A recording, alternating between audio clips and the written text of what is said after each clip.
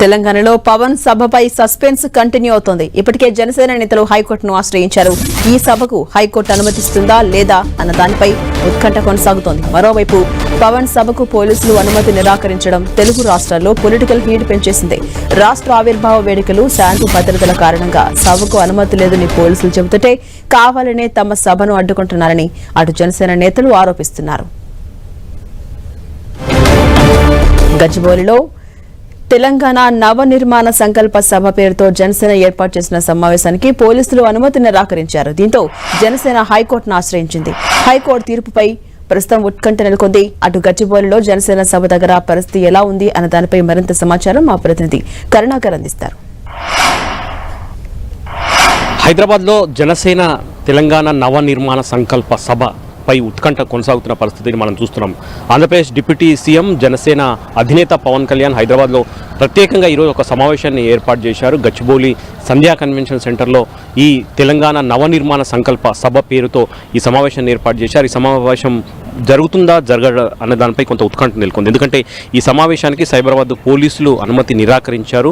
ఈరోజు జూన్ 2 తెలంగాణ అవతరణ దినోత్సవం సందర్భంగా సెక్యూరిటీ శాంతి భద్రతల అంశం దృష్టిలో పెట్టుకొని పోలీసులు ఈ సమావేశానికి అనుమతి నిరాకరిస్తున్నట్టు జనసేన నాయకులకు తెలియజేసిన పరిస్థితిని మనం చూస్తున్నాం. దీంతో జనసేన హైకోర్టును ఆశ్రయించింది. పోలీసులు అనుమతి ఇవ్వలేదు కాబట్టి తాము అన్ని ఏర్పాట్లు చేసుకున్నాము, పవన్ కళ్యాణ్ రాబోతున్నారు సాయంత్రం 4 గంటలకి, కాబట్టి తమ సభకు అనుమతి ఇవ్వాలని చెప్పి హైకోర్టును జనసేన ఆశ్రయించిన పరిస్థితిని మనం చూస్తున్నాం. కాబట్టి కోర్టు అనుమతిస్తుందా లేదన్న దానిపై చూడాలి. ఇక పవన్ కళ్యాణ్ తెలంగాణలో ప్రత్యేకంగా హైదరాబాద్లో ఈ సమావేశాన్ని ఏర్పాటు చేసిన నేపథ్యంలో అధికార కాంగ్రెస్ పార్టీ కావచ్చు, లేకపోతే టీఆర్ఎస్ చీఫ్ కవిత కావచ్చు, పెద్ద ఎత్తున వ్యతిరేకిస్తున్న పరిస్థితిని మనం చూస్తున్నాం. ఎందుకంటే గతంలో పవన్ కళ్యాణ్ తెలంగాణ ఏర్పాటును ఉద్దేశించి చేసిన వ్యాఖ్యల విషయంలో వారు అభ్యంతరం చెప్తున్నారు. ఈ నేపథ్యంలో పవన్ కళ్యాణ్ తెలంగాణ ప్రజలకు క్షమాపణ చెప్పిన తర్వాతే హైదరాబాద్లో సభ ఏర్పాటు చేయాలని చెప్పి పొన్నం ప్రభాకర్ డిమాండ్ చేసిన పరిస్థితిని మనం చూస్తున్నాం. కాబట్టి కవిత కూడా తెలంగాణలో రాజకీయం ఎట్లా చేస్తారో మేము కూడా చూస్తామని చెప్పి కవిత కూడా హెచ్చరించిన పరిస్థితిని మనం చూస్తున్నాం. కాబట్టి మొత్తానికి పవన్ కళ్యాణ్ సభ విషయంలో కొంత రాజకీయ వివాదం దుమారం